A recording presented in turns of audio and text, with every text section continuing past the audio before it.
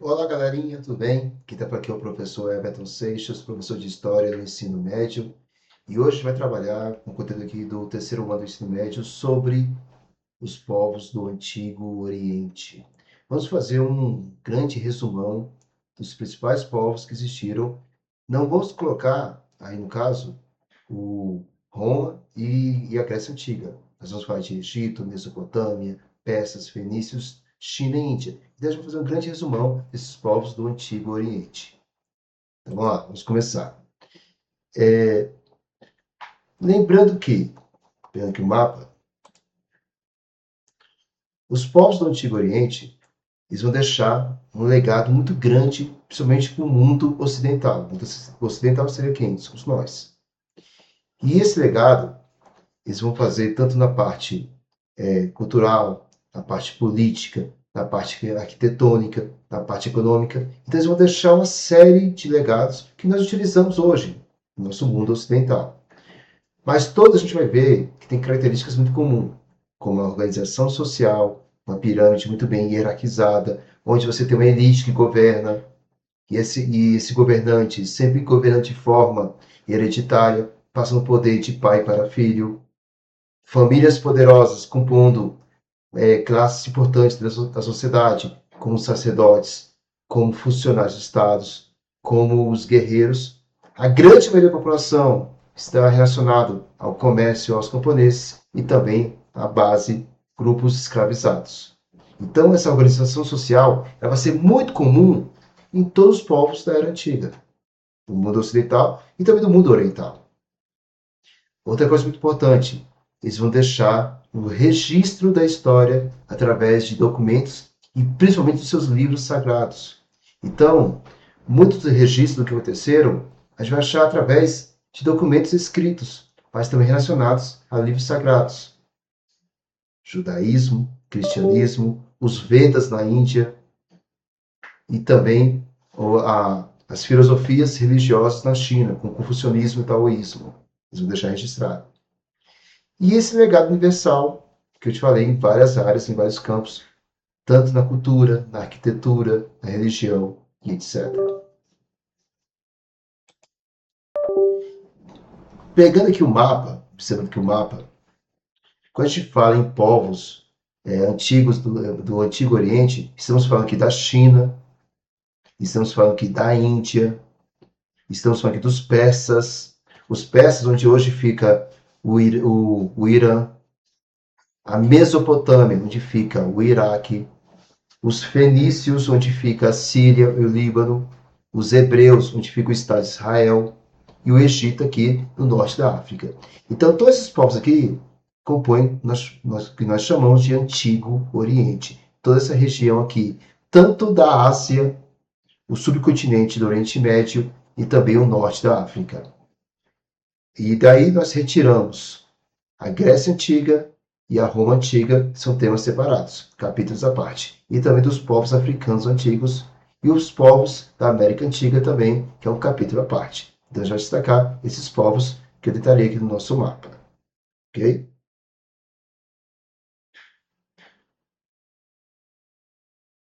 Vou começar com o povo do norte da África, que é a civilização egípcia, que teve como uma frase que foi a grande dádiva do Nilo, que foi o surgimento da civilização egípcia, e o rio Nilo, que é o grande presente dos deuses para o Egito. Gente, a cultura egípcia era riquíssima, de várias formas.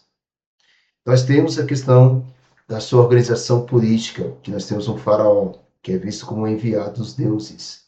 Esse faraó, ele governa o Egito de forma hereditária. Esse faraó, ele sempre passa o poder de pai para filho, e ele concentra todos os poderes administrativos, políticos e também religiosos e militares nas suas mãos. É ele que toma as decisões.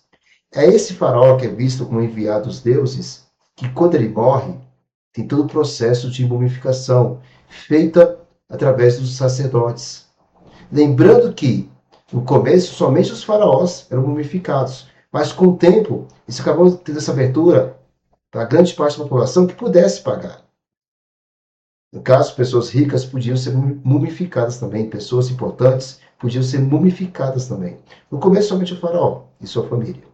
Lembrando que esse processo de mumificação é um processo muito lento, que podia levar até 2 meses para preparar o corpo, na crença de que a pessoa poderia retornar da vida. A múmia, a pessoa mumificada, que tinha aquele processo que retirava os órgãos e botava em vasos fúnebres. O cérebro é retirado por um gancho enfiado no nariz. E o corpo era enfaixado com faixas fitas sedas, com óleos especiais, perfumes. E aí do corpo era desidratado em banheiras de sal por mais de 40 dias. É um processo muito lento. E as múmias eram colocadas nas pirâmides. Gente, as pirâmides não eram templos religiosos. Não era a morada dos faraós, nem um palácio do faraó. As pirâmides simplesmente eram um sarcófago onde era guardado o corpo do faraó. E essas pirâmides tinham verdadeiros labirintos para você ter acesso aonde estava a tumba do faraó. A tumba, no caso, o faraó mumificado. Mas e a população que foi mumificada, a população rica, também tinha pirâmides? Não. Aí você tem o Vale dos Mortos, que fosse um grande cemitério, onde as pessoas mumificadas eram colocadas ali, com sua tumba. As pirâmides somente para os faraós. E essas pirâmides, a maioria eram pequenas.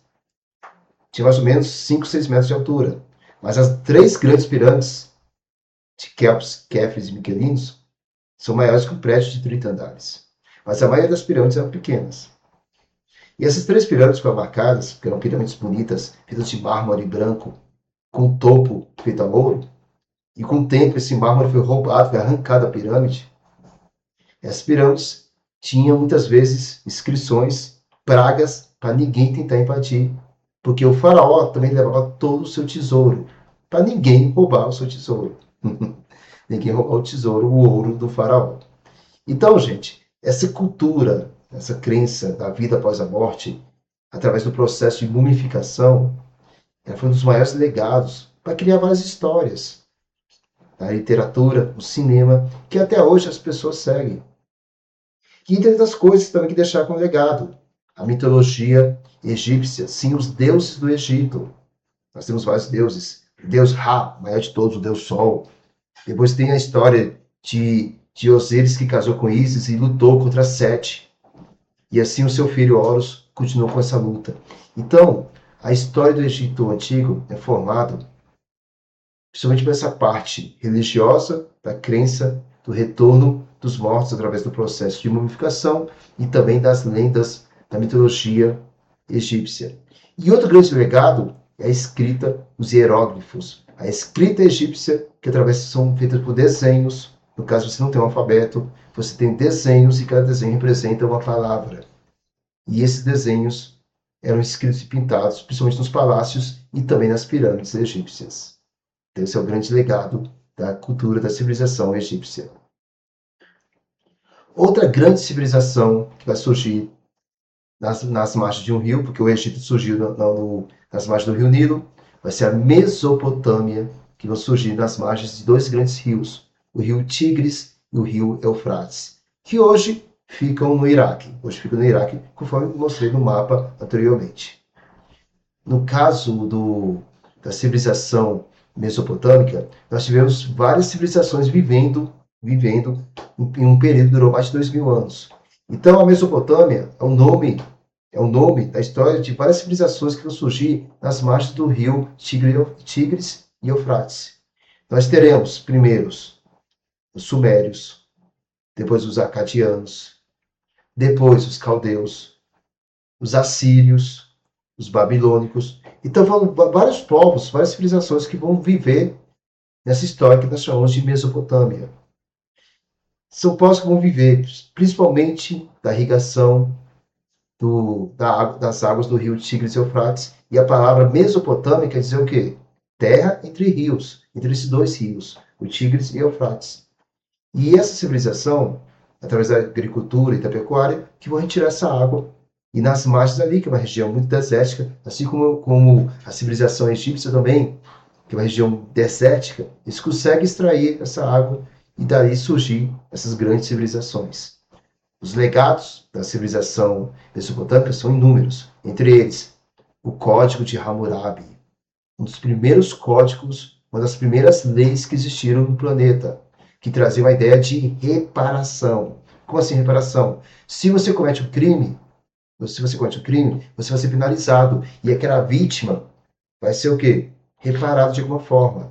Mas o Código de Hammurabi traz uma ideia de olho por olho, dente por dente. Muitos crimes, a pessoa que cometesse o crime, principalmente crimes violentos, poderia sofrer a mesma consequência.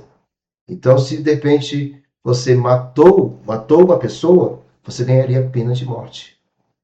Se você feriu uma pessoa, você acabava sendo torturado, ferido também. Então, traz essa ideia de reparação e muitas vezes algumas pessoas acabavam sofrendo a mesma consequência se cometesse o crime.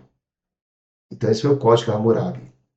A escrita cuneiformes. Essa é uma escrita que não existe mais hoje, mas é chamada de cuneiformes porque era feito com massa de argila e uma escrita como se fosse uma caneta sem ponta, um lápis sem ponta, e você fazia vários símbolos como fosse cunhos, como fosse só na ponta do lápis, e você cria a escrita cuneiforme.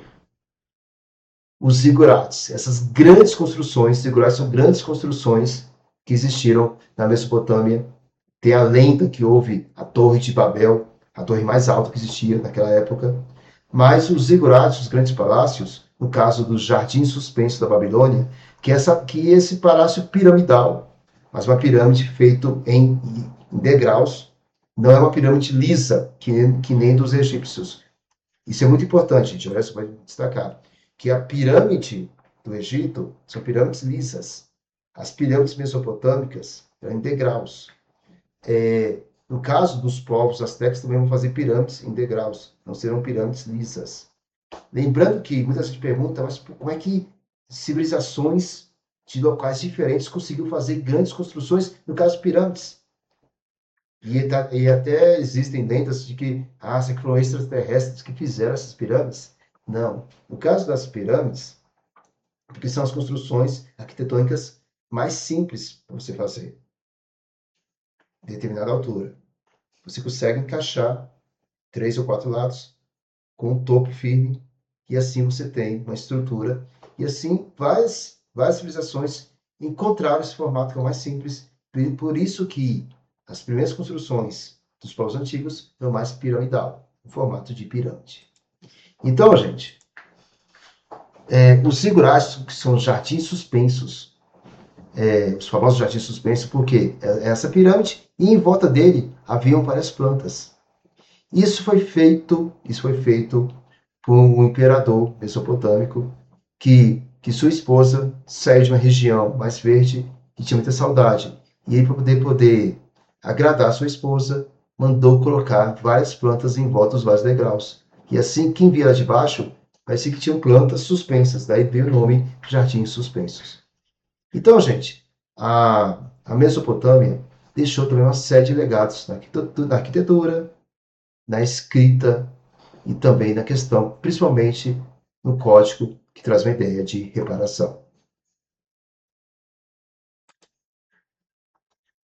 Outra grande civilização que nós tivemos foram os fenícios, os grandes navegantes do Mediterrâneo. Os fenícios estão ali onde hoje é a Síria e o Líbano. Fica no norte do Estado de Israel, como eu mostrei no mapa anteriormente. Eles vão se transformar em mestres dos mares porque vão construir navios à base de vela que podiam navegar mais rápido. A maioria dos navios da era antiga eram feitos através de remos, com remadores. E esses remadores muitos eram escravizados.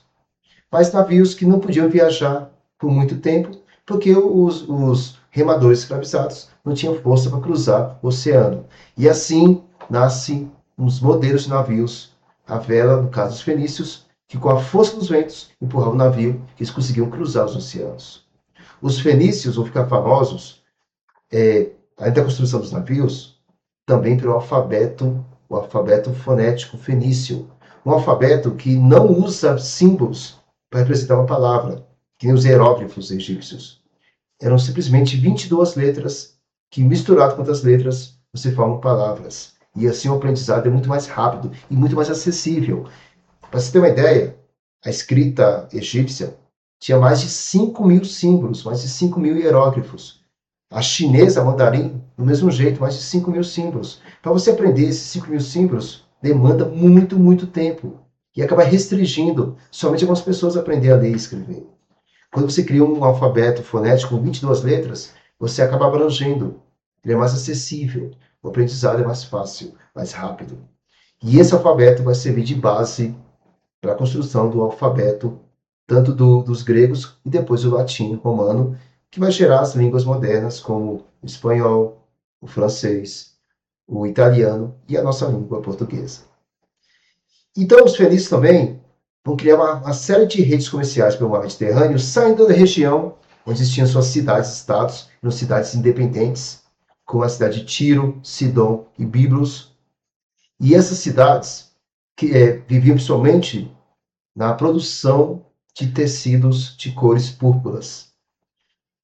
O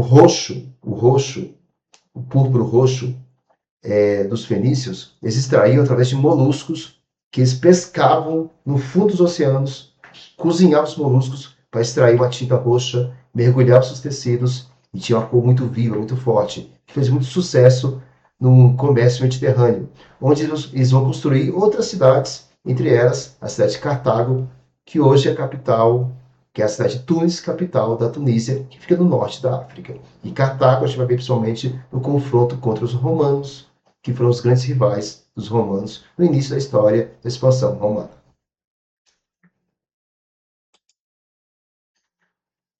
Outra grande civilização muito importante para o mundo ocidental foram os hebreus, os antecedentes que depois vão formar o reino dos judeus, que depois, hoje, formam o Estado de Israel. Os hebreus têm uma história riquíssima, e essa história dos hebreus é contada a partir de um livro sagrado, um livro antigo. Não é a Bíblia, é o Torá. O livro sagrado dos judeus é o Torá. O Torá também forma a base do Antigo Testamento bíblico. E assim nós conhecemos a história dos hebreus através desse livro sagrado, que vai narrar que esse povo seminômade por quê? Porque eles saíam da sua terra natal por causa de invasões, de guerras, de secas, e depois retornavam. Então, eram seminômades, semitas. Quer dizer o quê? Semitas é aquele povo que consegue preservar a sua religião, a sua língua. E esse povo, os hebreus, vão surgir ali um pouquinho abaixo dos fenícios, como você no mapa. E os hebreus vão criar uma história, principalmente voltadas a uma crença, uma fé monoteísta, onde eles adoravam somente um Deus, acreditavam somente em um Deus. Algo um pouco diferente das civilizações antigas, onde adoravam vários deuses. Eram politeístas. Os egípcios com sua mitologia, os fenícios, os persas, os mesopotâmicos eram politeístas. E os hebreus diferentes, eles eram monoteístas, adoravam somente um Deus. A sua história muito famosa pelos patriarcas, começa com Abraão, o primeiro patriarca, que lidera seu povo para chegar aonde seria a terra prometida. Mas depois, por causa de um período de seca, eles vão para o Egito e lá são escravizados por mais de 400 anos. E surge uma figura de novo patriarca, Moisés. Moisés, que foi o filho adotado pelo faraó Ramsés I e Ramsés II, seu irmão adotivo, quer dizer, Moisés adotado e seu irmão, filho do faraó Ramsés I, Ramsés II, vivem juntos, mas de repente Moisés recebe a revelação de Deus de que deveria levar o seu grupo, levar os hebreus, a sua população, o seu povo, de volta à sua terra prometida. Mas Ramsés II se recusa e assim começa uma briga entre esses dois grupos. Uma briga entre esses dois irmãos. Ramsés II não quer libertar os hebreus da escravidão.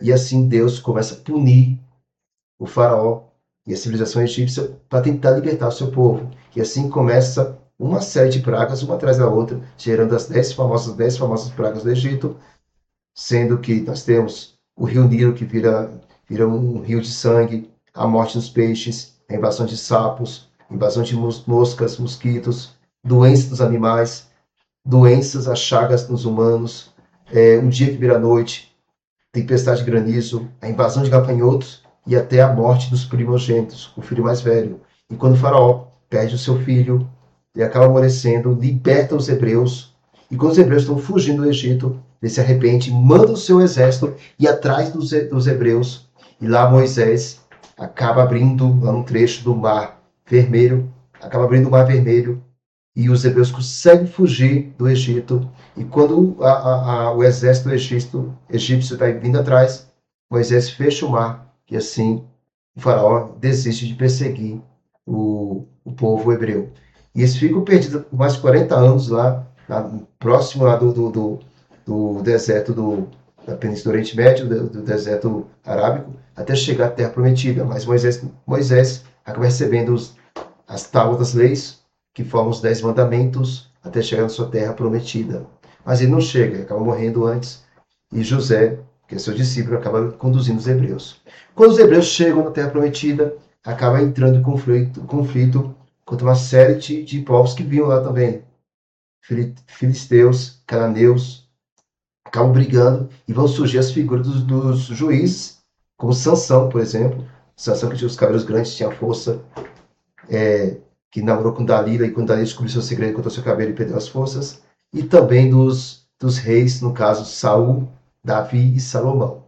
E Davi é famoso por ter lutado contra o gigante Golias. São histórias bíblicas riquíssimas, bem interessantes, que formam a cultura e vai ser a base de duas grandes religiões do mundo ocidental, o judaísmo e também o cristianismo. Então eu fiz um resumão muito grande dessa história, mas os hebreus, quando conseguem formar os seus reinos de Judá e Israel, depois viram o reino dos judeus, acabam sendo invadidos pelos romanos, e daí vem a diáspora, que os romanos destroem Jerusalém, depois da crucificação de Jesus Cristo, destrói Jerusalém, e os judeus acabam se espalhando pelo mundo, principalmente pela Europa. Então, esse é um resumão da história dos hebreus. Também tivemos o Império Persa. Os persas que também eram chamados de povos medos. Medos por causa da região do Oriente Médio, porque ficava ali no meio da Ásia, entre o Oriente Médio e também o Extremo Oriente. Então, os persas, que é um povo que formou um grande império, pegando também depois a Mesopotâmia, liderados por grandes imperadores como Dário, Ciro e Xerxes. Xerxes que vai lutar contra os gregos, tentando invadir a Grécia. O Império Persa, famoso por ser tão grande, formou uma rede de estradas e também o primeiro sistema de correios. Um império tão grande que foi dividido em satrápias, fossem províncias, e cada um tinha um governante chamado de sátrapa. E o imperador, para poder manter o controle, criou espiões, funcionários do Estado, para poder fiscalizar esses sátrapas, para descobrir se eles não estavam sabotando o império. O império, muito importante por causa da criação das moedas como o dárico, as primeiras moedas que existiram, e também da religião do zoroatrismo, uma religião feita pelo profeta Zoroastro, que mostrava uma luta entre um deus bondoso contra um deus maldoso, uma luta entre o bem contra o mal, chamada de maniqueísmo religioso. Outros povos muito importantes, mais para o extremo do Oriente, nós temos a Índia famosa pelo seu sistema de castas, grupos religiosos muito bem hierarquizados, divididos, que você tem no topo os brahmanes, que governavam. Aí você tem os vaixás, os kshatriyas, que tem comerciantes, guerreiros, e os párias e os dálides. Os párias já era a base da sociedade egípcia, e os dálides eram os excluídos. Pessoas, muitas vezes criminosas, que não podiam casar e se relacionar. Para você ter uma ideia, esse formato de divisão social, que ficou estabelecido por mais de 3.000 anos, só vai acabar com a Constituição que vai ser feita na Índia, após a independência da Índia da Inglaterra, isso foi do século XX. Olha o tanto de tempo que ficou essa divisão, chamada de castas indianas. A história da Índia também é muito rica pelo nascimento de duas grandes religiões, o hinduísmo e o budismo. Mesmo o budismo sendo uma das maiores religiões da China, mas o budismo nasceu na Índia, com um príncipe chamado Siddhartha Gautama, que viveu que viveu no luxo e na luxúria até seus 40 anos, depois ele se arrepende, faz uma reflexão e vira um líder religioso, onde defende que a pessoa deve purificar e se arrepender de todos os seus pecados, seus crimes. Que assim como você consegue fazer isso, você chega ao estado máximo chamado Nirvana, quando você consegue se arrepender de todos os seus pecados, dos seus crimes, e você consegue limpar a sua alma. E o hinduísmo, que é uma religião gigantesca de vários deuses, é a religião que tem mais de 1000 deuses diferentes, vai até que a mitologia grega e a mitologia egípcia. Aí você tem 3 grandes deuses, que é o Brahmes, Vishnu e Shiva, são os 3 principais deuses da mitologia do hinduísmo. Também você tem Hanuman, que é um deus macaco, e um deus elefante com 6 braços, que é a deusa que defende simplesmente que valoriza as pessoas que conseguem ganhar dinheiro. Então, gente, essa é uma mitologia hinduísta muito grande. E por fim, vamos falar da China. A China também, junto com a Mesopotâmia e junto com o Egito, formam as 3 primeiras civilizações do mundo. E as 3 têm como característica em comum que surgiram nas margens de grandes rios. O Egito no rio Nilo, a Mesopotâmia no rio Tigres e Eufrates, e a China no rio Amarelo e no rio Azul. A China também é famosa por ter uma história muito longa de mais de 3.000 anos, com várias dinastias, pelo que as dinastias costumam um imperador, um faraó, um governante, que fica no poder, passa no poder de pai para filho, e quando sua família não deixa mais o herdeiro, surge uma nova dinastia. Então, a China também é famosa por várias dinastias, a Shang, a Zhou, a Qin e a Han, famosa por uma grande construção arquitetônica com mais de 5.000 quilômetros, que é a Grande Muralha da China, onde protegeu a civilização chinesa da invasão dos seus grandes inimigos, que são os mongóis, a civilização do norte, que tentavam invadir e conquistar a China. E também pela filosofia de vida, filosofia meio religiosa, o confucionismo e o Lao Tse, que defende também sempre essa reflexão e você buscar o arrependimento através de uma reflexão e se purificar sua alma através de quê? Do arrependimento. E no caso, eles não acreditam em Deus, eles não acreditam na questão da vida após a morte, mas acreditam na reencarnação e que você, através dessa limpeza do arrependimento, você pode limpar sua alma e buscar a reencarnação. Então, gente, esse é um grande resumão de várias civilizações do mundo antigo que dariam verdadeiras enciclopédias para contar a história de cada um deles. Mas não podemos esquecer que o grande legado das civilizações foi na escrita, no sistema jurídico, nas leis, na ciência, principalmente na matemática, na medicina, na astronomia e também nas crenças e na filosofia de vida. Esse foi o grande legado dos povos do Oriente Antigo. E esse então foi um resumo muito rápido dessas grandes civilizações. Espero que vocês tenham gostado e até a próxima aula. Obrigadão, gente. Valeu. Tchau, tchau.